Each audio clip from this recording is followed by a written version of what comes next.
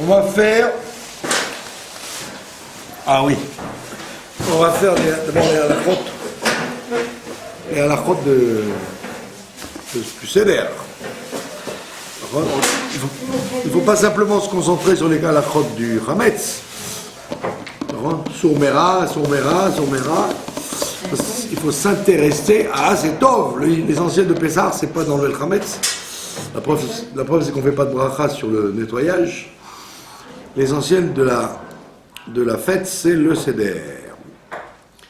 Après le Seder, le Chol HaMoed, il est bien calme. Donc, c'est un seul jour dans l'année. Et cette année, avec le Mashiach, on aura le Korban. Même ceux qui n'aiment pas l'agneau, leur nature changera pitom et ils aimeront l'agneau. Il y a des gens qui n'aiment pas, qui ne supportent pas même l'odeur. Donc notre nature changera et donc tous les gens, pitom, auront un amour pour l'agneau. Mais Kitsour, il y a des halakhot dans le Seder qui sont, comment on dit, indispensables. Alors on va faire une halakha qui est intéressante, on en a parlé déjà plusieurs fois. Qu'est-ce qui se passe quand on a oublié de manger la ficomane? D'accord? La ficomane, si Chas Veshalom Mashiach ne vient pas, c'est ce qui remplaçait le Korban Pessah. Autant quand Mashiach est là, quand Mashiach sera là, nous mangerons le Korban Pessah, donc nous n'aurons pas besoin de la ficomane. La ficomane, c'est parce que justement, nous n'avons pas le Korban Pessah. Et donc, le Korban Pessah, on le mangeait en fin de repas, parce que dans la psychologie humaine, on ne mange pas quelque chose d'important quand on a faim. Quand on a faim, on mange pour se gaver. Alors, quelqu'un qui a très faim, on lui donne quelque chose pour le bourrer, quoi. Maintenant, ce qui est important, on le mange quand on a fini de manger. Quand vous allez à une fête et qu'on vous offre une pièce montée, on vous l'apporte quand vous avez fini de manger, vous avez fait le Birkat Hamazon, à ce moment-là, on amène une pièce montée avec du champagne. Donc ça veut dire que c'est la pièce montée le plus important du repas, en fait. Donc c'est la même chose. Le Korban Pessah, c'était pas pour manger, pour se rassasier. Se rassasier, vous aviez tout ce que vous aviez avant, le repas de la fête. Donc soit les sacrifices de la fête, soit des salades, je ne sais pas ce que les gens mangeaient à l'époque. Et une fois que vous aviez fini de manger, le Korban Pessah, c'était le dessert. Ça veut dire que c'est le plat du riche. Il n'y a que le riche qui s'offre un dessert. Donc la Torah spécie qu'il faut le manger à la sova, quand vous êtes rassasié. Il ne faut pas donc dire comme les gens font, non, je préfère pas manger trop bien parce que je voudrais me réserver pour manger la ficomane. Ah ben non, justement, il faut, quand vous avez tout fini, vous n'en pouvez plus, parce qu'on mange beaucoup à Pessah, ils disent que les diététiciens ils disent que c'est le plus de calories dans l'année, c'est à Pessah que les gens les mangent. Alors que vous aurez dit, sans Hametz, on mange moins de calories, mais justement, il y a plus de calories chez tous les Israéliens, en tous les cas, puisqu'on fait des sondages, les gens mangent plus de calories pendant Pessah que les autres moments de l'année. Alors il y en a qui disent parce qu'on n'a pas de Hametz, alors on se rattrape. Non, parce qu'on mange beaucoup plus vaste, beaucoup plus large, comme il n'y a pas de céréales. Alors on se rattrape sur des choses qui sont en vérité très caloriques. Mais Kitsour, quand vous n'en pouvez plus, vous n'avez qu'une envie c'est de vous mettre au lit, on vous dit, maintenant tu vas manger la ficomane. C'est le dessert.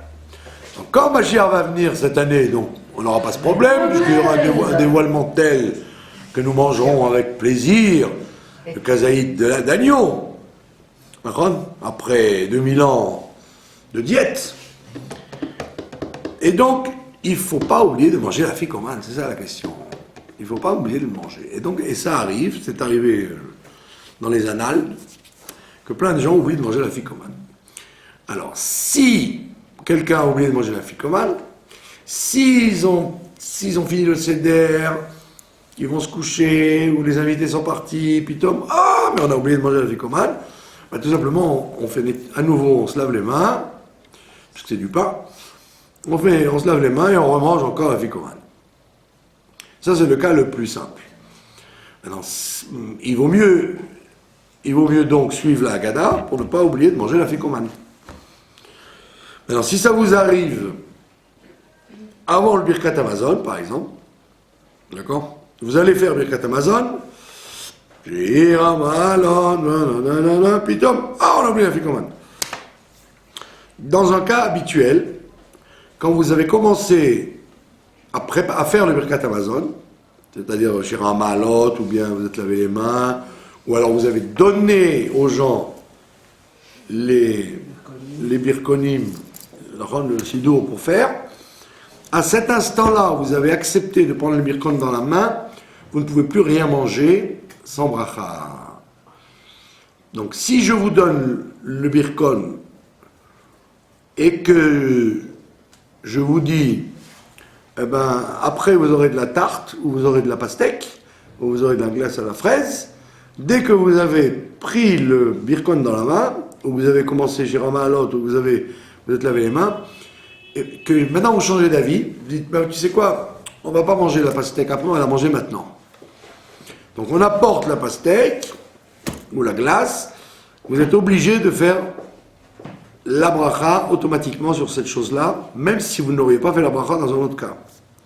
Parce que vous avez coupé votre esprit du repas. Dès que vous coupez votre esprit du repas, vous faites automatiquement la bracha quelle qu'elle soit. Donc, c'est des choses qui arrivent très fréquemment. Vous avez décidé d'arrêter de manger, vous avez fait un acte qui montre que vous avez décidé d'arrêter de manger, puis tant on vous amène quelque chose qui vous tente. Je vous donne un exemple bête. Un exemple bête. Si je vous donne une glace qui n'est pas à base de fruits, ce qu'on appelle un sorbet par exemple, c'est que de la flotte, c'est de l'eau. De l'eau gelée. Il n'y a pas vraiment des fruits dedans. Donc on dit que ou un café, quelque chose qui est à base d'eau, on ne fait pas dessus la bracha dans le repas, même à la fin du repas. C'est pas tout le temps qu'on vous amène une glace que vous devez dire j'ai à col à la fin du repas. Il faut vérifier de quoi est faite cette glace. Si dans la glace il y a des œufs ou des fruits, quelque chose de rachouv, alors vous dites la bracha chez Akol. S'il n'y a rien dedans, comme les trucs qu'on suce comme ça, là, les arctiques, les igloos, les arctiques, c'est que de l'eau en fait. C'est de l'eau. Le peu de fruits qu'il y a dedans ou le colorant qu'il y a dedans, ça ne justifie pas de changer son nom d'eau. Alors à ce moment-là, vous ne faites pas la bracha parce qu'il y a de l'eau. Il n'y a que de l'eau, c'est rien du tout. Maintenant, si vous aviez commencé le Birkat Hamazon, là il faut faire la bracha même si c'est que de l'eau. Parce que vous avez terminé, c'est fini. Comme vous avez terminé, ce qui vient maintenant n'a rien à voir avec le repas. D'accord? Maintenant, tout ça c'est dans l'année. Alors le soir du Seder, si vous avez oublié la ficomane, et que vous avez commencé le Birkat Hamazon, et que puis Tom, il y a un enfant qui dit on a oublié la ficomane, vous pouvez et vous devez manger la ficomane sans rien faire. Sans rien faire. Bien que ce soit du pain. Vous auriez dit attends, mais ça y est, tu as fini, donc il faut se laver les mains, faire netila, faire motzi, parce que je remange quelque chose que je n'avais pas prévu. Je dis non, parce que dans le Seder, c'était prévu. Il n'y a pas de Seder sans la ficomane. Mais je dois finir, si je suis au milieu du Birkat Hamazon. Ah, si vous êtes au milieu du Birkat Hamazon, vous finissez le Birkat Hamazon, et vous vous levez, et vous faites netila, et vous remangez encore la ficomane. Alors c'est quand que je prends la ficomane sans rien faire? Si vous avez commencé, si vous avez simplement pris le birkon dans la main, ou vous êtes lavé les mains, maïm acharonim, ou le zimoud va commencer.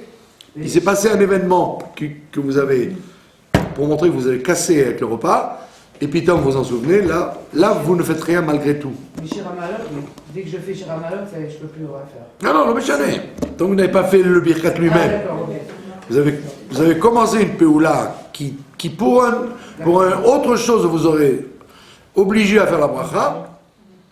Je vous donne un autre exemple plus. On ne fait maisonnote à la fin du repas que s'il y a 3 conditions qui sont remplies. D'accord? Je vous apporte un gâteau à la fin du repas. Un pièce montée, voilà. Ouais. D'accord? À quel moment faites-vous maisonnote sur un gâteau? Il faut 3 choses. À la fin. On parle à la fin, ouais. Ça fait pas partie de On parle à la fin. À la fin, totalement à la fin, on vous amène un gâteau. Un gâteau. À quel moment devez-vous faire maisonnote sur ce gâteau? Il faut 3 conditions que vous devez connaître. Est-ce que vous avez encore faim ou pas? Si vous mangez ce gâteau parce que vous avez encore un petit creux, donc si par exemple c'est une tarte où il y a un gros fond de tarte, ou un boulou tunisien, ou alors comment on appelle ça, un 4 quarts alsacien, ou un Marmercourt, un gâteau au chocolat, tout ce qui est nourrissant, vous ne faites maisonnote que si vous n'en voulez plus. Et si vous dites, tiens, mais ça va me compléter, mais j'ai encore un petit creux, vous ne faites pas maisonnote parce que ça se rajoute au pain. D'accord? Ah, d'accord. Maintenant, si c'est Partie du manchette. une boule de pièces montées, l'essentiel dans la boule, c'est pas la pâte, c'est ce qu'il y a dedans, la crème et le nougat. D'accord? Là, vous faites maisonnote parce qu'effectivement, c'est pas pour compléter le repas que vous mangez ça, c'est pas gourmandise. Alors là, vous devez faire maisonnote parce que c'est une surprise. D'accord? Et troisièmement, il faut que ça ait il faut qu'il y ait plus de maisonnote que de rien du tout dedans. Si on vous amène un gâteau au fromage en fin de repas, il y a une toute petite couche de maisonnote en bas. Dans un cas normal, vous auriez fait maisonnote sur ce gâteau-là, bien qu'il soit une couche légère. Mais dans le cas d'un fin de repas, vous ne le faites pas, parce que ça ne s'appelle pas un vrai maisonnote. Pour le cas du fin de repas. Donc il faut que ce soit un vrai maisonnote, que vous ayez encore faim, ou alors, si vous n'avez pas encore faim, que ce soit vraiment un gâteau de plaisir et pas un gâteau de rassasiement.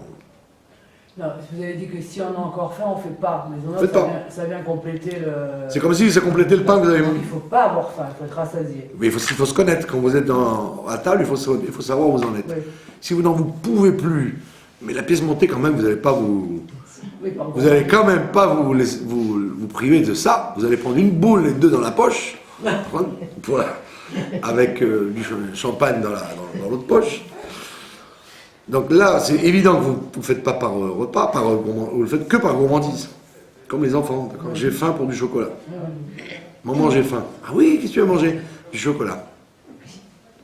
Donc, comme vous n'avez pas faim, mais que c'est par gourmandise, donc là, vous faites maisonnote. Mais si c'était un boulot tunisien, il y a beaucoup de pâtes, Ouais, il y a que ça. et que vous avez encore un petit creux, alors là, vous ne le faites pas. Donc, il faut savoir qui êtes-vous et qu'est-ce qu'on vous donne. Mais le soir du Seder, il n'y a pas tout ça. Puisque l'afikoman, il est une partie intégrante du repas que vous avez oublié. C'est pas vous qui voulez en manger, c'est la Torah qui vous oblige à manger. Donc, que vous soyez à tel milieu de votre oubli, vous avez complètement négligé de manger maintenant, vous dites c'est pas grave, mange quand même. Maintenant, si vous voulez être rigoureux, vous pouvez aller vous laver les mains sans bracha, comme si vous faisiez les tilat yadayim, mais c'est pas obligé. Tout ça, c'est évidemment avant. Maintenant, si vous avez fini Birkat Amazon, ben vous faites Netila. Et alors on fait motzi ou matzah? Mais alors vous faites quoi? Quand vous mangez déjà du pain? On dit motzi matzah ou motzi lechem? Non, on refait pas matzah sur l'afikoman, vous l'avez fait une fois dans le... Ah, ouais. Pourquoi, ou dans quel cas de figure vous allez refaire matzah? Ça y est, matzah, vous l'avez fait une fois dans la vie. Non, on dit pas moti matzah. Une fois dans l'année, on fait moti matzah. La première fois que vous mangez de la matzah, le soir du Seder. Ah, vous auriez oublié matzah, de faire à l'Achilat matzah au début du Seder, ok, alors faites-le à Fikoman. On parle pas d'un cas où vous avez oublié, on parle d'un cas normal. Regarde, on dit pas moti matzah minaretz quand même. Non, vous faites amotzi lechem minaretz au début du repas, et vous faites à l'Achilat matzah sur la matzah, en même temps. Oui. Parce que vous faites, en même temps que vous mangez du pain, vous faites la mitzvah de manger de la matzah. Mais c'est seulement le soir du Seder. Voilà, c'est les tout. autres jours, on Non, même les gens qui mangent quelqu'un qui n'aurait jamais mangé de matzot, ce Seder-là, il n'est pas venu au Seder. D'accord? Et puis, Chol HaMoed, vous l'invitez à manger, Vous ne pouvez pas dire, tiens, fais à la Khilat Matzah parce que tu n'en as pas mangé le soir. Et non, c'est la mitzvah du soir du Seder. C'est jusqu'au petit matin. Dès que le petit matin est arrivé, c'est fini. On ne peut pas refaire cette mitzvah. Et on peut faire ça 2 fois. Non, une fois. Il y a qu'en Chutz Laaretz qui refont le Seder de la même façon, ils refont tout. Ils répètent tout comme le premier jour. Sinon, non. Donc c'est bien de manger de la matzah, mais vous ne pouvez plus faire la bracha à la Khilat Matzah. C'est pas comme la souka. La souka, chaque fois que vous allez remanger pendant les 7 jours, vous pouvez faire l'échelle de la souka. Maintenant, la question qui n'est pas une halakha, mais qui est une bonne colle que je pose aux gens. Pourquoi, quand Mashiach n'est pas là, mange-t-on la vicomane? On vous dit que c'est en souvenir du Pessah, du Korban Pessah. D'accord? Alors vous mangez un kazaït de matzah, en tant qu'afikoman, un kazaït de matzah et un kazaït de matzah en tant qu'afikoman. Deux choses. D'accord? Pourquoi? Parce que comme au Beth Amikdash, ils mangeaient la matzah avec l'agneau, donc vous aussi faites la même chose, prenez un morceau de matzah et un autre morceau de matzah pour l'agneau. D'accord? Je vous pose une question extraordinaire. Je te réponds, je ne peux plus me dire. Une question très forte. Pourquoi, en souvenir du Korban Pessah, n'aurait-on pas imaginé de prendre un concombre ou ce que je sais, moi, ou alors tout simplement, chez Chabad, on ne prend pas un zroa d'agneau pour s'éloigner de la ressemblance avec le Korban Pessah. On prend, au lieu que ce soit de l'agneau, on prend un poulet ou de la dinde, enfin un volatile quoi. Et au lieu que ce soit un zroa, un gigot, on prend un coup de dinde. C'est joli. D'accord? Pour s'éloigner au maximum de la ressemblance avec le Korban Pessah, puisqu'on n'a pas le Korban Pessah. Pourquoi n'aurait-on pas imaginé qu'au lieu de vous obliger à manger un kazaït de matzah avec un autre kazaït de matzah, mange le kazaït de matzah avec une cuisse de poulet? Ça aurait été plus facile à manger, vous êtes d'accord avec moi? Oui. Que remanger encore la matzah avec la matzah. C'est bizarre, comme on n'a pas le Korban Pessah, on mange encore de la matzah en souvenir de la matzah. Enfin, en souvenir du Korban. Mais en quoi j'ai un souvenir du Korban par la matzah? La matzah c'est la matzah, le Korban c'est le Korban. J'aurais pu dire, mange un concombre avec la matzah. En souvenir. On mange un œuf. Puisque sur le plateau, l'œuf, il représente aussi un korban. Alors mange un œuf. Un œuf à la moelle. Un œuf, comment on dit ça? Un œuf battu. C'est plus facile à avaler avec la matzah. Pourquoi on a remis de la matzah sur le tapis? D'accord? Vous n'avez pas posé la question? Il y a un rapport avec le bitoul. Eh bien, le rapport, il est le suivant, mes chers enfants, mes chers élèves, mes chers spectateurs. Le rapport, il est le suivant. C'est que le Rabbi Yosef Karo, dont vous avez entendu parler, qui a écrit un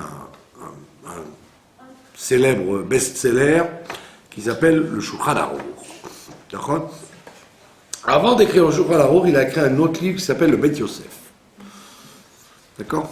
C'est son explication sur le tour, avant d'écrire le Shulchan Aruch. Et là-bas, il explique une chose. Il dit, le jour où tombe Purim, tombera l'Akba Omer. D'accord? Cette année, Purim, c'était dimanche, donc l'Akba Omer, dimanche. Le jour où tombe Pessah, tombera Tisha B'Av. Cette année, c'est mardi. Mardi, c'est Pessah? Ouais. Mardi, ce sera Tisha B'Av. D'accord?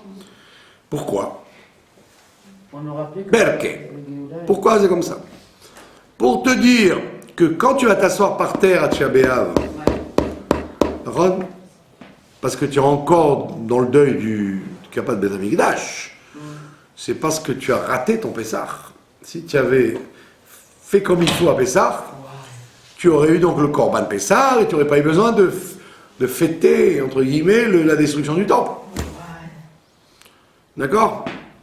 Donc en fait, manger la ficomane, c'est un constat d'échec. Un constat d'échec. Puisqu'on te dit, tu as raté la Géoula, d'accord? Tu as raté la Géoula. Comme il y a écrit d'ailleurs dans le Sidour de l'Admorazaken, il y a un minag Israël que tout le monde fait, de lire dans l'après-midi de Pessah, avant la nuit, quand on fait Mincha, on lit le Korban Pessah.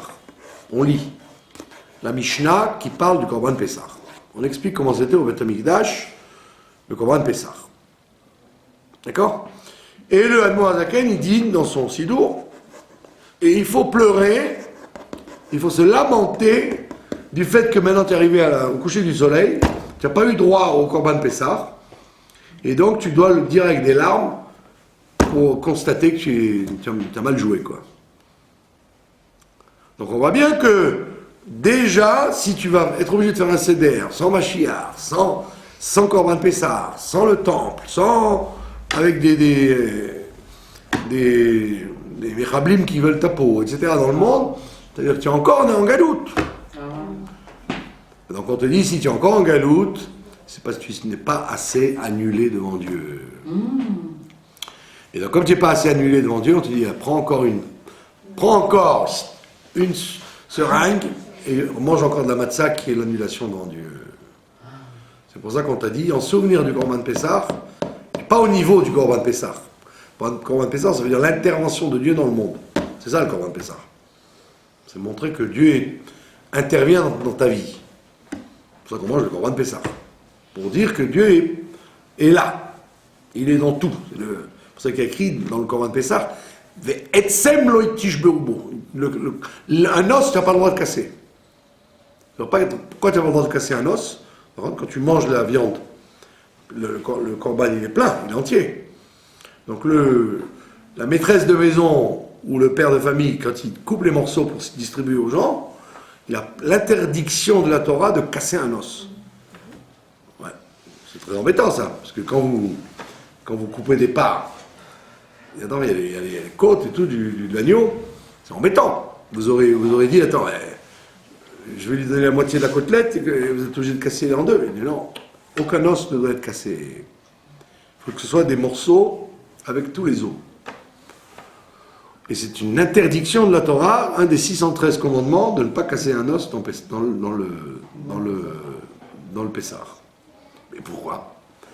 Alors Chassidut a dit que l'os, ça se dit etzem. D'accord? Etzem, ça veut dire aussi l'essence. Pas seulement l'os, mais l'essence. Donc ça veut dire que ne casse pas l'essence. Là, tu es en train de manger quelque chose d'entier. Alors l'entier, ça ne peut pas se couper en morceaux. Quand tu fais quelque chose, il doit y avoir tout dedans. Il doit y avoir un morceau. Donc, etzem l'otish berubo, ça veut dire ne détruis pas l'essence. Alors l'essence de Dieu, c'est justement d'être capable de descendre dans ce monde-là et nous délivrer, etc., etc. C'est le Korban Pessah. Donc ça, tu ne l'as pas eu. Donc on te dit, tu sais quoi, retourne à la case départ, mange encore de la matzah, tu n'es pas encore prêt. Annule-toi encore, ça veut dire. L'annulation qui aurait dû t'amener le Korban, tu ne l'as pas faite suffisamment comme il faut. Donc tu dois remanger de la matzah en souvenir du Korban Pessah que tu n'as pas eu. Sinon, on aurait choisi autre chose pour s'accompagner avec la matzah.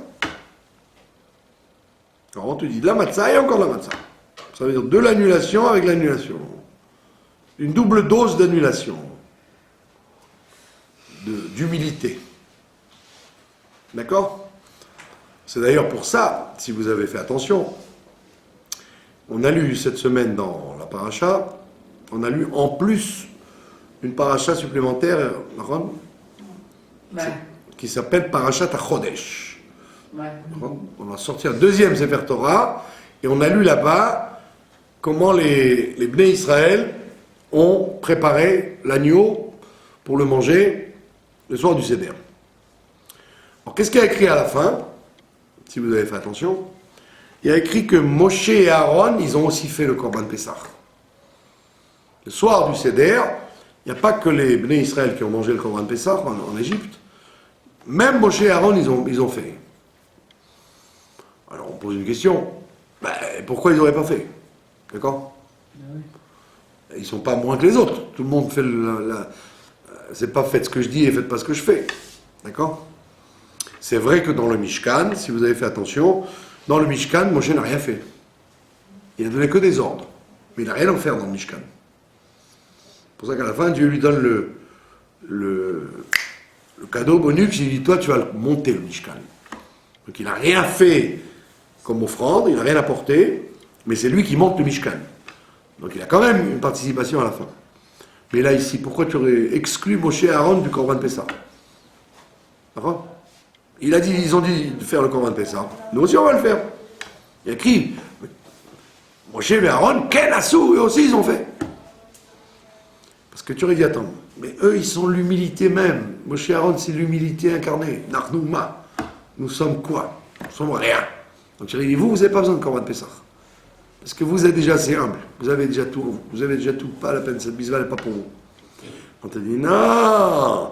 L'humilité de chacun, elle est indispensable pour amener le Korban Pessah. Mais même Moshe Rabbeinu, il a un dévoilement à Pessah qui ne peut pas avoir sans ça.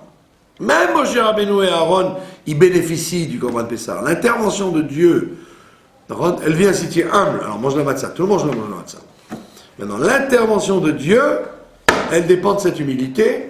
Et même Moshe Rabbeinu, avec toute l'humilité qu'ils ont, ils doivent faire le Seder avec la matzah et le Korban Pessah. C'est tellement grand, le Korban Pessah, le dévoilement que ça provoque est tellement grand que personne ne perd de ça. Tout le monde gagne. Pour ça, vous aurez pu dire, les grands tzadikim dans l'histoire, quand ils demandaient la Géoula, c'était pour les gens, pas pour eux. Vous aurez dit, eux, ils ont la Géoula déjà. C'est pas la peine pour eux. C'est pour aider les autres, pas pour eux. On dit, non, d'Afka, eux, ils en avaient plus besoin, parce qu'ils comprenaient plus encore ce que c'est la Géoula. Donc toi, tu as besoin de Géoula, parce que tu n'as pas envie de payer tes factures, parce que tu n'as pas envie de galérer dans ta vie, donc tu veux la Géoula. Donc le tzaddik a tout. Pourquoi il a besoin de la Géoula? Il est déjà en Géoula, privé. Oui, privé. Mais il lui manque quelque chose, et c'est ce qu'il ressent. La douleur du tzaddik, elle est plus grande que la douleur des autres, parce que les autres, ils se disent, oh bon, ça va, mais s'il n'y a pas, bon, on va bien manger, ça remplacera. Alors que le tzaddik, il dit, non, ça manque à tout le monde, là, cette intervention de Dieu dans le monde. Donc c'est pour ça qu'on te dit, l'humilité de Pessah, elle est indispensable pour tout le monde, même pour Moshe, même pour Aaron, même pour les grands et les petits. Et donc, comme tu n'as pas réussi à faire ça, rebelote, remange la matzah, tu essaieras de te refaire à Pessah Sheni. Peut-être que tu auras une deuxième chance. Donc en fait, on prend ça de bonne humeur, mais ça a été un constat d'échec. On n'a pas réussi à faire que Nissan était une fête c'est un mois de Géoula. C'est très fâcheux, quoi. D'accord? Voilà, donc cette halakha, il faut la connaître, malgré le fait que je ne vous souhaite pas d'oublier le Fikoman, bien sûr, mais il faut savoir que ça peut arriver, il faut savoir comment réagir dans ce cas-là. Qu'est-ce qu'on doit faire quand on a oublié la Fikoman? D'accord? Voilà. Ça, c'est au niveau de la halakha. Maintenant, au niveau de la Haggadah. Dans la Haggadah de Pessah, si vous avez fait attention, mais cela m'étonnerait, bien que vous soyez des personnes sérieuses, écoutez bien cette formule.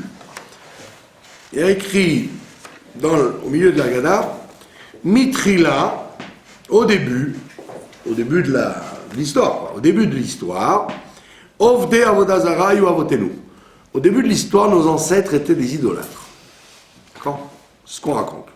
Après avoir posé la question des 4 enfants, on rentre dans l'histoire même. On dit au début, nos ancêtres étaient des idolâtres. Ve'arshav, et maintenant, Kervanu amakom lavodato, Dieu nous a rapprochés de son service, comme il est écrit, Vayomer Yehoshua el kol ha'am, Yehoshua, quand ils sont rentrés en Eretz Israël, Josué, il a dit à tout le monde, Ko amar Hashem Elokei Israël, ainsi a parlé Dieu, Be'ever hana'a yashua otechem me'olam. De l'autre côté du fleuve, vos ancêtres habitaient. Tout le temps. De l'autre côté du fleuve, c'est-à-dire du fleuve du Yabok qu'ils ont traversé, qui nous sépare de Babel, quoi. Au Kasdim, etc. Donc ils étaient nos ancêtres, Terach. Terach, le papa de Avi Abraham, le père d'Abraham, il habitait là-bas, et c'était un idolâtre. Va'avi Nachor, donc qui était en même temps le père d'Abraham et le père de Nachor, et qui n'était pas un exemple. Nachor, c'était un idolâtre, un corrompu, un obsédé sexuel, un homme très très très très grave. Terach. Et donc on dit, n'oublie pas que ton ancêtre, tes ancêtres étaient idolâtres. Et c'est Dieu qui les a amenés au service de Dieu. Au moment du don de la Torah. Puisque l'idolâtrie, on n'a pas réussi à l'enlever jusqu'au matin de Torah. Et la preuve qu'elle était ancrée en nous, c'est qu'on a remis ça avec le veau d'or. Donc il te dit, rappelle-toi que tes ancêtres étaient des idolâtres. Depuis le père d'Abraham. D'accord? Vayavdu Elokim Acherim, et ils ont servi d'autres dieux. Donc c'est pas tout le temps qu'on était des monothéistes, ça veut dire. On n'a pas toujours été comme il faut. D'accord? Bon, première remarque intéressante, c'est que le judaïsme ne fait pas du mythe. On a toujours été bien. Comme il y en a qui font comme ça, quand ils veulent cacher à leurs enfants qu'ils sont des balais de chouva. Ils veulent pas dire à leurs enfants que quand ils étaient jeunes, ils allaient au cinéma, ou qu'ils avaient la télé, ou qu'ils mangeaient une cache-croûte douteuse, ou alors une cache-croûte certaine, mollusques et compagnie. D'accord? Ils ont honte de dire ça à leurs enfants, à leurs petits-enfants, comme si ils ont toujours été les chassidim du Baal Shem Tov. D'accord? Et la Torah, elle te dit, voilà, ne te cache pas de ça, voilà. Tes ancêtres étaient des idolâtres. C'est pas honteux de le savoir. La preuve, c'est que dans le soir, la Haggadah, on le dit à tout le monde. Nos ancêtres étaient des idolâtres. Je l'ai raconté, plusieurs fois d'ailleurs.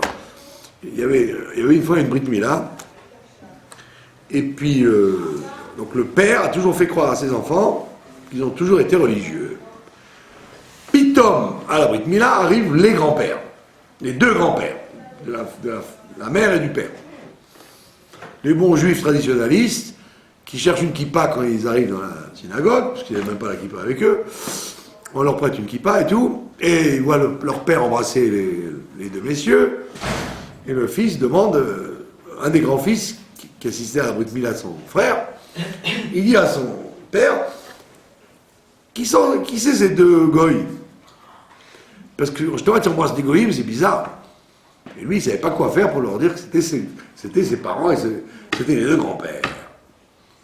De quoi il avait l'air, le gosse et le père il voit des gens, il embrasse des gens.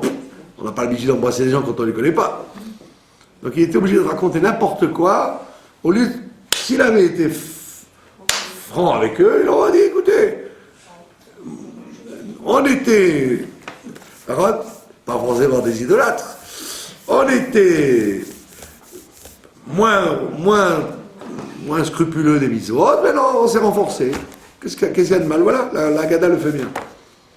La Haggadah, elle ne te dit pas, ah, vous êtes au top, vous avez toujours été extraordinaire. Non, elle te dit, rappelle-toi qu'au début, vous étiez des idolâtres. Pas vous, nous étions, nos ancêtres, on te dit carrément, nos pères étaient des idolâtres. Combien de temps ils sont restés, le dieu d'Israël, quand tous les frères sont morts? Après la mort des frères, combien de temps est resté encore? 210 ans. Ah, de la mort de... Ah non, vous avez raison, c'est 80 ans. Ah, d'accord. La galoute la plus dure, c'est à la mort de Lévi et à la naissance de Moshe. Voilà. Les 80 dernières années, c'était le plus dur. Donc, on te dit, Aleph, déjà, ne cache pas à tes enfants d'où tu viens. Il n'y a aucune honte. Il n'y a que, comme on dit, il n'y a que les ânes qui ne changent pas d'avis. Donc, si tu as eu le mérite de te rendre compte qu'il y a un chemin mieux, tu l'as pris. En réalité, c'est même pas toi qui l'as pris, c'est Dieu qui t'y a amené. Fais pas le malin, c'est Dieu qui t'y a amené. D'accord? Et donc, n'aie pas honte de dire à tes enfants et tes petits-enfants, ben voilà la photo de votre arrière-grand-père. Oh, il n'a pas de kippa, il n'a pas de barbe, il est... Et alors? Ouais. Mais si tu es là, c'est grâce à lui. Parce qu'il a eu ce srout, sinon... Par contre, c'est le srout qu'il a eu d'avoir des gens comme ça. Il y a des grands rabbins qui ont eu des enfants qui sont des gauchistes, des communistes, et il y a des gens tout simples qui ont eu des enfants qui font l'honneur du judaïsme. Allez comprendre comment ça marche. Donc il ne faut pas dire oui, je voulais pas te montrer la photo pour pas que tu vois un type son barbe, et nanana. Et alors voilà. Terah, c'était le père d'Abraham, et ben on te dit, ben c'était ton grand-père. Et c'était Terah. Alors que ton grand-père, laisse-moi te dire qu'il est beaucoup moins corrompu que ce Terah. D'accord? Donc, Aleph, donc c'est un très bon enseignement. Il ne faut pas avoir peur de dire la vérité aux enfants. Au contraire, ils préfèrent avoir des grands-pères, même s'ils ne sont pas religieux comme ils voudraient, que ne pas avoir de grand-père. Que le monde commence avec eux. Il vaut mieux dire, ben voilà, on a une tradition, on a toujours existé, quoi. C'est bien. Et l'enfant, il comprend très bien. Il comprend très bien qu'il y a des, comme il disait Raikin, d'Aix-les-Bains, il y a des pieds, il y a des papiers, et il y a des trépieds. Comme ça, il disait. Il y a des pieds, il y a des trépieds, et il y a des papiers. Vous avez compris? C'est bon, c'est là. Ben ouais, donc il disait ça quand il y avait tous les juifs des cures là, qui venaient avec ses mains faire des cures. Alors, ils venaient tous à la synagogue et lui faisait une dracha. Alors il y avait les gens d'Aix-les-Bains qui sont des gens orthodoxes, puis les gens, les curistes qui, comme on dit chez nous, pas trop vite le matin, doucement le soir, quoi. Alors, il disait pas, on est tous des frères, il y a des pieds, il y a des papiers, il y a des trépieds. D'accord? Ça a toujours été comme ça. Voilà, donc ça c'est le premier nekuda intéressante. Mais la deuxième nekuda intéressante, vous allez la voir. Il vous dit, va ekar et avichem. Dieu il dit, j'ai pris votre ancêtre, et Abraham. J'ai pris donc votre ancêtre Abraham, je l'ai pris. Mais vers Anahar, de l'autre côté du fleuve. Donc je lui dis, quitte ton père, quitte Terah, quitte Ur-Kasdim, etc. Viens. Vaolech Oto Bechol Eretz Canaan, et je l'ai fait voyager sur toute la terre de Canaan. D'accord? Voilà ce qu'on dit dans la Haggadah. Donc il y a écrit, j'ai pris votre ancêtre Abraham de l'autre côté du fleuve et je l'ai emmené sur la terre. Ve'arbe Zaro, et il a augmenté sa descendance, et je lui ai donné Yitzhak, etc. Donc maintenant, il y a une chose bizarre. Quand vous lisez ça, donc vous comprenez quoi? Que Abraham, en vérité, il n'a rien fait. On l'a pris et on l'a emmené par force. Maintenant, quand vous lisez, je ne sais pas si vous le lisez, d'ailleurs, vous ne mieux pas, le jour du Yom Kippour, il y a un passage extrêmement pénible qui s'appelle le Seder Avoda. Au moment du Moussaf de Yom Kippour, quand tout le monde est crevé parce qu'il fait chaud et que c'est la moitié du jour, vous avez envie d'un bon café avec un beau café noir pour vous réveiller, à ce moment-là commence le Seder Avoda. L'office le plus long, Moussaf, c'est une prise de tête, comme on dit, d'accord?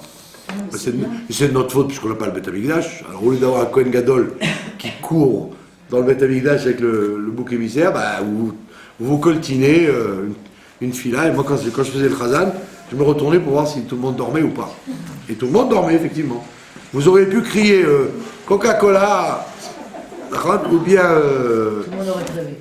Ah non, personne ne s'est rendu compte de rien. Vous entendez Ouais. une somnolence Alors, il y en a un ou deux qui suivent, les balais tchouva américains qui suivent derrière, Ouais. dans les mots, dans la traduction. Tous les autres, ils dorment copieusement. Ils attendent l'heure de mincha, ils attendent à quelle heure mincha, à quelle heure on va manger, à quelle heure on va fumer, à quelle heure on va boire une bière. Bon, je passe pour un iconoclaste, mais je dis tout haut ce que tout le monde pense tout bas. Donc, quand vous lisez ce Seder Avoda, si vous avez l'occasion de le lire, Ouais.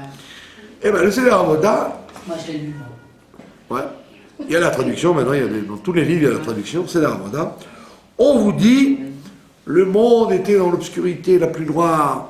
Après Adam Arishon, on a commencé à faire Avoda Zara. C'était terrible, terrible, terrible. Et il y a une lumière qui est venue, un kochav.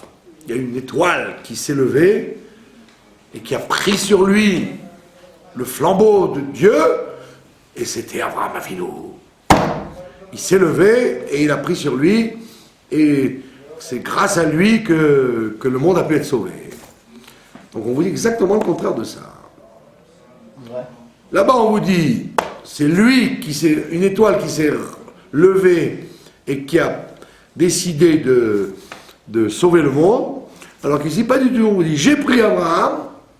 Donc on voit qu'Abraham, là il n'a rien fait, alors que là-bas il a tout fait. C'est curieux, non? C'est une contradiction énorme entre les textes. D'accord?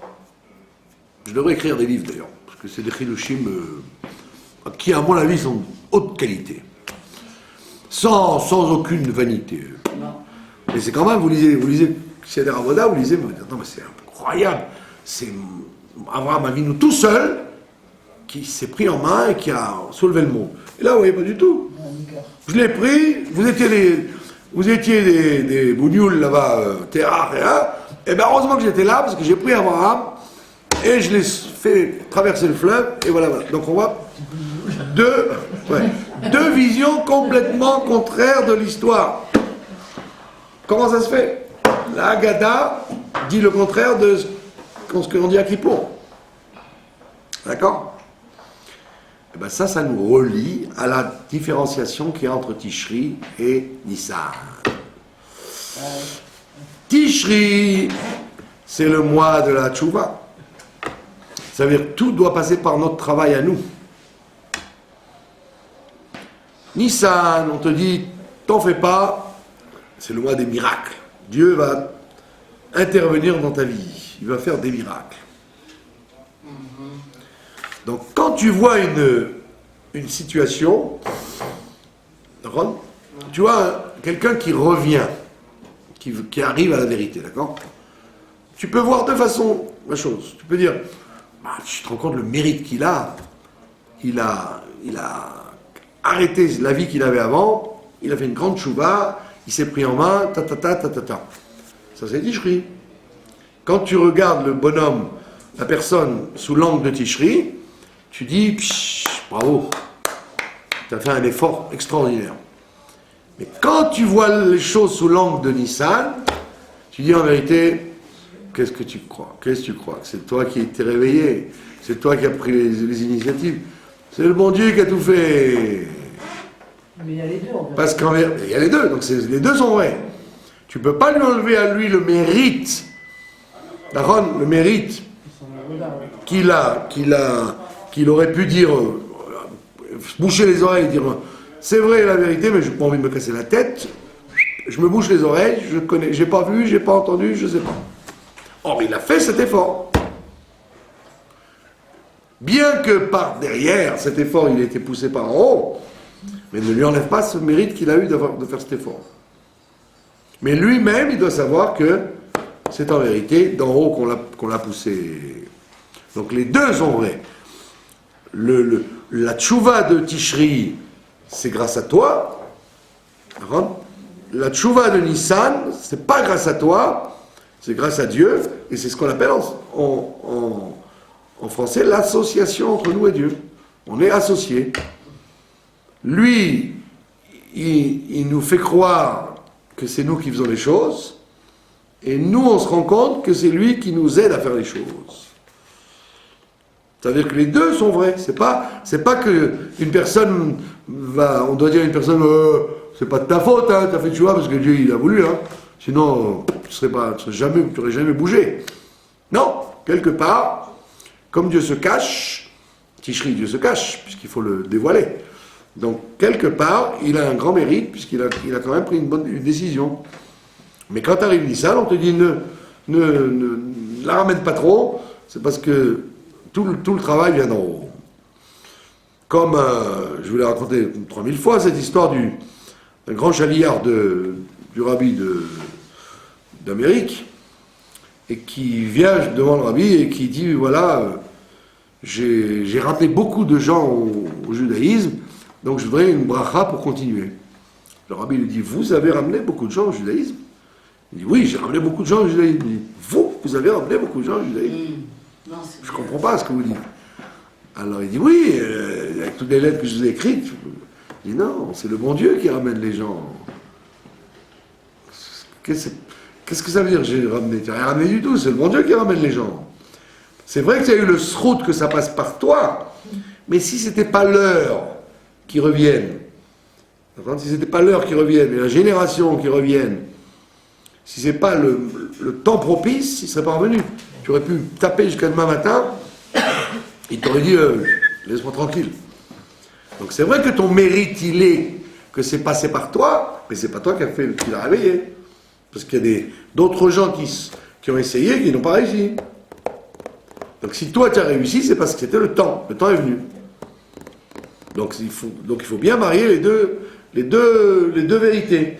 Que c'est vrai qu'une personne, elle a fait un effort et qu'elle aurait pu dire non, ça ne m'intéresse pas.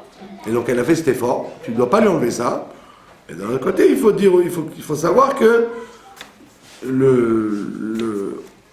au fond du problème, même les grands retours des gens, ça ne vient pas d'eux-mêmes, ça vient parce que Dieu a décidé qu'à ce moment-là, ils doivent revenir. Et donc on est associés en fait. Dieu et nous, on est associés. Moi j'ai entendu un cours...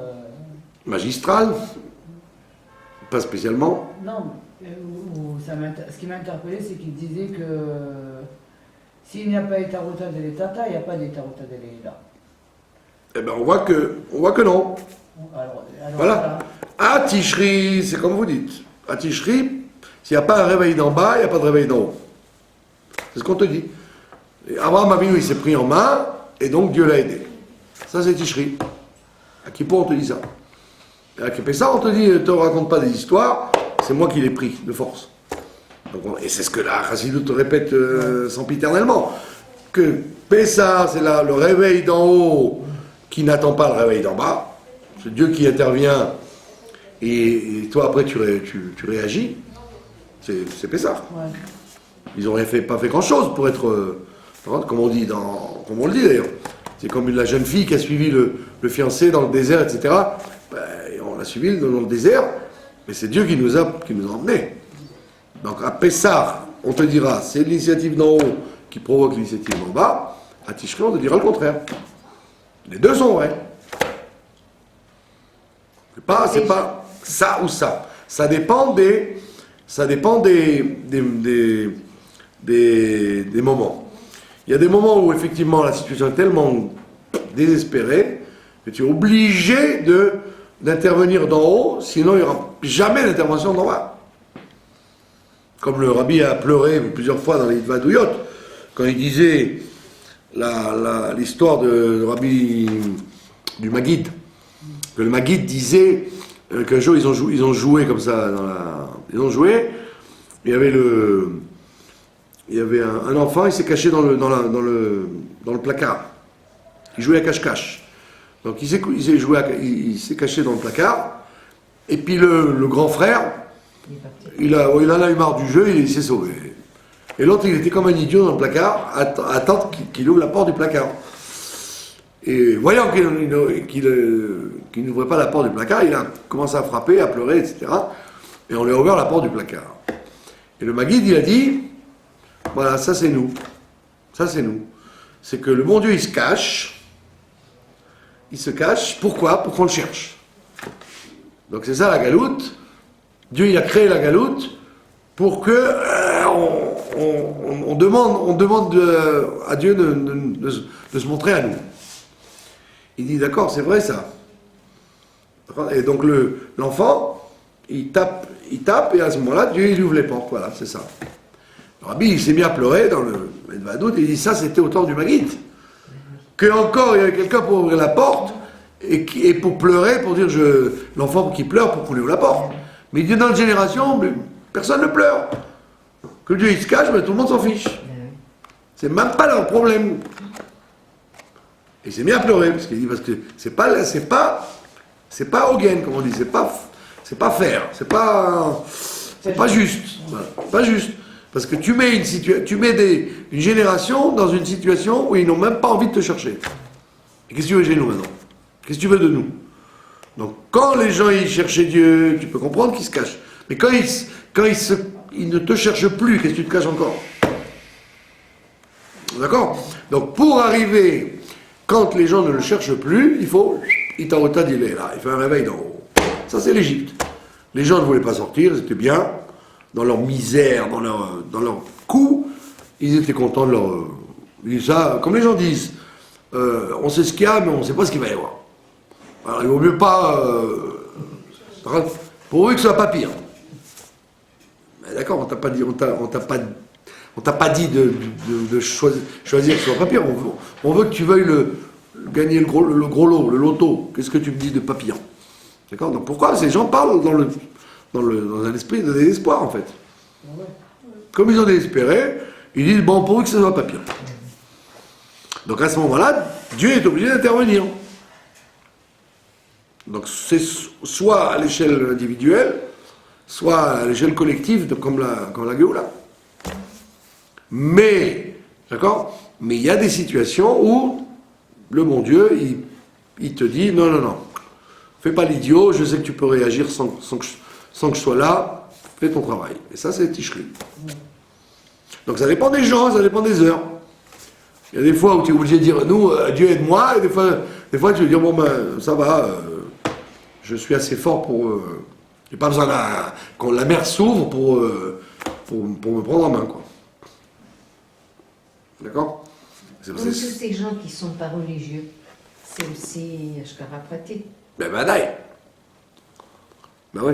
Puisque Dieu ne leur a pas donné encore le signal de se réveiller. Donc ils ne se réveillent pas. Ou peut-être qu'ils se réveillent qu'on ne sait pas sur quoi. Peut-être qu'ils se réveillent sur des choses qu'on ignore. Mais même si tu vois qu'ils ne se réveillent pas, c'est un projet, un dessin divin. Vous voyez, donc on voit qu'il y a une... Ah, mais ça, c'est quand même pas juste pareil, quoi. Ben oui, c'est Hein? C'est quand même pas juste. Ben, comment n'est-ce pas évident que s'il n'y a pas un réveil d'en haut, que mon frère qui habite la France, qui n'a jamais vu ce qui passe sur sa tête, à part le Yom Shishi avec la télé et la clope, et quelqu'un qui est né à Meacharim... Ils n'ont pas les mêmes cartes. Bah ouais. Oui, mais ça, c'est pour ça qu'il y a écrit dans le... C'est pour ça qu'il y a écrit dans le Hayom Yom. Le Hayom Yom du 5 Iyar, de Yom Ha'atzmaut, 5 Iyar. Ouais. Que là-bas, il dit, le Rabbi Mordechai, l'élève du Baal Shem Tov, le tzaddik, Rabbi Mordechai, il s'appelait, un des élèves, il dit, j'ai entendu de notre maître qu'une Neshama, elle vient sur Terre 70 ou 80 ans pour faire une chose. Donc si cette personne-là quitte ce monde et qu'il t'a semblé qu'elle n'a pas fait grand-chose, ben, sache que c'est parce qu'en fait, il est venu sur Terre pour une petite chose que tu ignores. Comme c'est la fin des Gilgulim, il ne peut pas venir pour faire les 613 mitzvot comme les premières. Il est venu pour finish, pour fin de travail. Ah, si tu le vois, c'est pour ça que le rabbi a lancé les campagnes. Toi, tu tapes aux portes, parce que tu n'es pas le Baal Shem Tov, pour savoir qui c'est qui vient pour une petite chose et quelqu'un qui vient pour un grand tikkun. Alors, celui qui fait tchouva, c'est parce qu'il vient pour un grand tikkun. Parce que ça devait être une drôle de crapule dans les générations d'avant. Donc on lui dit, maintenant tu vas te refaire, mon ami, tu vas aller faire les 613. Et bien comme il faut. Mais Ouda.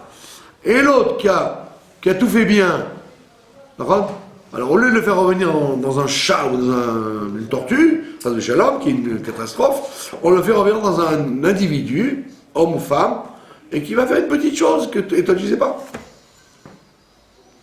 peut-être qu'il devait un shekel à Shimon il y a 600 ans, et que ça fait 600 ans que c'est jamais le tourne pour lui rendre ce shekel. Et toi, tu arrives à la Macolette, tu as fait tomber un shekel, et le monsieur qui n'a pas de kippa, et qui mange kippour, et qui vole, et qui fait ce que je sais pas ce qu'il peut faire, il ramasse le shekel, il vous dit « Ah, vous avez perdu ce shekel !» Toi, tu crois que c'est un geste anodin? Eh ben, peut-être qu'il a fait le tikkun pour lequel il est venu sur Terre.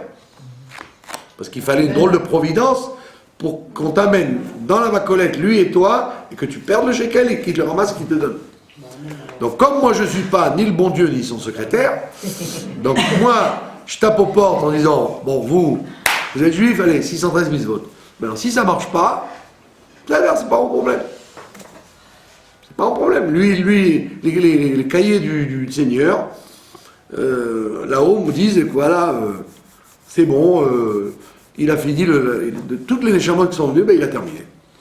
Je vous ai raconté l'histoire qui se passe en ce moment. Il y a beaucoup de gens simples, qui enlèvent les corps de leurs morts et qui les transfèrent en Israël, soit dans les pays arabes où ils ont peur que les Arabes détruisent le cimetière pour faire une autoroute, soit dans les pays européens parce qu'ils veulent les faire venir ici, comme à Paris par exemple, il y avait l'élève du Rav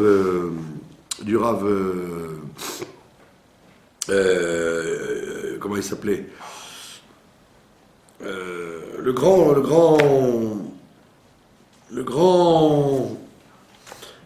rénovateur du Moussard du temps du Maharash, Rabbi Israël Salanter, voilà.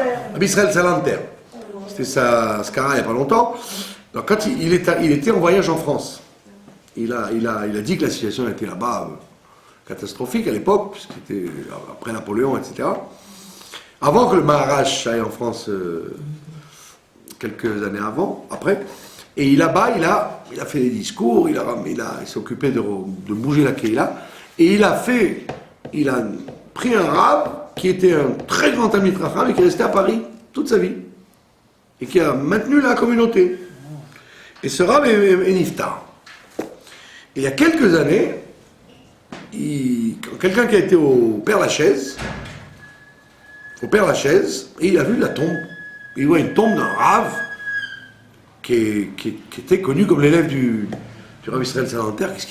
Qu'est-ce qu'il faisait au Père-Lachaise? Donc il a déterré du Père-Lachaise. Père-Lachaise, c'est quoi? C'est les Goïrs? Ouais, bah oui, c'est un grand cimetière catholique. Enfin, Père-Lachaise, il n'y a même pas de carré juif, il n'y a même pas. Et donc il a fait déterrer, il a fait venir ici. D'accord? Après 100 ans, plus de 100 ans. 150 ans. Donc. Qu'est-ce qui a été fait en mauvais rabbin? Eh oui, il a été envoyé en Shlichut, il n'a pas bougé de là-bas. Rabbi Israël Salanter. Donc, le Rabbi Maharash, il a refait la même expérience, puisqu'il a labouré là-bas pour récupérer ce fameux Khan qui a fait tchouva à l'hôtel intercontinental, et qui a donné la naissance à tous les yékés qui ont fait vivre le judaïsme jusqu'aux années 60. C'est qui ce Khan? Il s'appelait Khan, c'était un juif complètement assimilé. Et un jour, le Rabbi Maharash est parti de Lubavitch en calèche, il n'y avait pas encore le train. Et avec son secrétaire, il s'est retrouvé à l'Intercontinental de Paris. Alors le secrétaire, il était en désarroi le plus total, puisque quitter le petit village où il n'y avait que de la Torah et que des mitzvot, et arriver dans le Paris de ce temps-là, dans l'Intercontinental où il n'y avait que des milliardaires qui venaient jouer au casino, et il commande une suite là-bas, le Rabbi Maharash, comme il parlait français couramment. Qu'on dit qu'il parlait. Français, en Russie, c'était la grande classe. Le tsar et tous les riches parlaient français. Et lui parlait français, et on dit qu'il parlait français à table en plus. Le Rabbi Maharash, il parlait que français à table, comme les nobles. Et donc, quand il arrive au Monte-Carlo, à l'Intercontinental, c'était pas pour lui un problème, parce qu'il parlait français parfaitement. Et il monte dans sa suite avec son secrétaire. Alors le secrétaire, il sort le talit, le tefillin, les livres. Et le Rabbi Maharaj, il dit bien, viens, on descend au casino. Alors il dit, bon arabe, casino. Casino, il y avait des bonnes femmes en décolleté, il y avait des hommes en queue de pie, etc. Puis des violons. Et les gens buvaient, ils jouaient, il y avait la valse. Qu'est-ce qu'on va faire là-bas? Et il descend avec le rabbi au casino. Et il voit un jeune homme qui faisait le beau là-bas, qui jouait, qui buvait. Et puis il s'approche du jeune homme et il lui fait, jeune homme, le vin goy bouche le cœur. En français, quoi. Le vin goy bouche le cœur. Et après, il remonte dans sa suite, et il attend, et quelques minutes après, il arrive, le monsieur, tandis qu'il est resté 3 jours et 3 nuits avec lui, sans manger, sans boire, sans dormir, et il a fait une tchouva radicale. Et on dit que ce monsieur-là, il est devenu l'ancêtre de tous les yékés qui ont tenu la communauté française jusque dans les années 60. Et ma femme, qui était au séminaire de Strasbourg, le directeur du séminaire, qui était un yéké, lui a dit, nous descendons d'une famille, d'un monsieur qui a fait tchouva il y a 150 ans, etc. Donc tous les gens que vous connaissez, par le Rabbi Maharaj, donc tous les gens que vous connaissez, je vais pas citer tous les noms des yékés qu'on a connus, quoi. Non, des gens qui ont connu la communauté, les écoles juives étaient tenues par eux, les synagogues, ils ont même ouvert un séminaire rabbinique en Algérie. Donc tout le judaïsme a tenu la route pendant 150 ans grâce à eux. Donc par le travail du Rabbi Maharaj. Donc le Rav Israël Salanter avait déjà commencé ce travail plus avant. Il a dit que c'était une catastrophe, quoi. Paris, c'était une catastrophe. Il y avait très peu de gens qui faisaient Shabbat, grâce au travail de Napoléon, quoi, qui avait assimilé tous les Juifs de France. Donc Mais c'était aussi un miracle qu'ils soient restés juifs. Oui, c'est ça. Bien sûr. Mais donc, qu'est-ce que vous apprenez de là? Que c'est vrai que il y a besoin d'Itaruta là pour beaucoup de gens, mais quelquefois vous aurez dit même la Itaruta là n'est pas utile parce que ces gens-là n'ont pas grand-chose à faire, n'ont pas un grand tikkun à faire. Du temps où il y avait des attentats ici, dans les bus, il y a quelqu'un qui venait ici tous les jours, il me dit Rav, j'ai peur de prendre le bus, je risque de mourir et tout. Je dis écoute, dès que tu rentres dans le bus, c'est le terroriste qui va descendre. Mais pourquoi? Comment vous savez? Je dis parce qu'il y a un tellement grand tikkun à faire que tu ne vas pas mourir de sitôt, je te dis. Tellement de choses à réparer sur terre que tu mérites pas de mourir en Kiddush Hashem. Mais dit, vous êtes sûr? Je dis, bah ouais, tu as une telle couche de réparation des... On est rassuré alors. Ah ouais, donc ça veut dire que quand tu vois quelqu'un qui fait une grande chouva, quand tu fais une grande chouva, il ne faut pas lui faire bravo! Il faut dire, ah ben mon gars, heureusement que tu es arrivé parce que ça fait des siècles qui t'attendent. Hein. Parce qu'il y a des dossiers en retard. Alors que nous, on voit à l'envers. On dit, vous vous rendez compte, c'est beau, il est revenu à la Torah. Et celui-là se pourrit, ça fait des années. Je lui donne des matzot shmurot et je lui mets des mezuzot et je lui parle de Dieu et de trucs et il s'en fiche royalement. Mais qui t'a dit que il vient d'un Gilgoul où il n'a rien à faire? Il mange peut-être de la matzah parce que justement, dans un autre Gilgoul, la matzah n'était pas aussi shmura que maintenant, donc on l'a fait revenir. Pour ça. Mais vous vous rendez compte comment on peut complètement intervertir l'analyse des des choses. Mais de toute façon, il faut quand même intervenir pour que... Oui, parce que toi, tu sais pas. Voilà, T'es pas le... Ben oui, le José de Lublin. José de Lublin, on dit que pourquoi on l'appelle le José, le voyant, parce que quand quelqu'un rentrait chez lui, il voyait tous les Gilgoulim depuis le Sinaï. Et donc il savait pourquoi il était venu, quoi.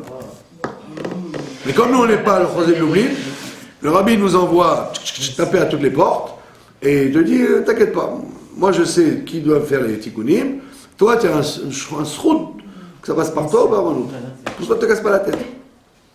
Toi tu fais ton boulot, celui qui reviendra, c'est parce qu'il a un grand tikkun. Celui qui ne revient pas, ne t'inquiète pas pour lui, il n'est pas si mal que ça.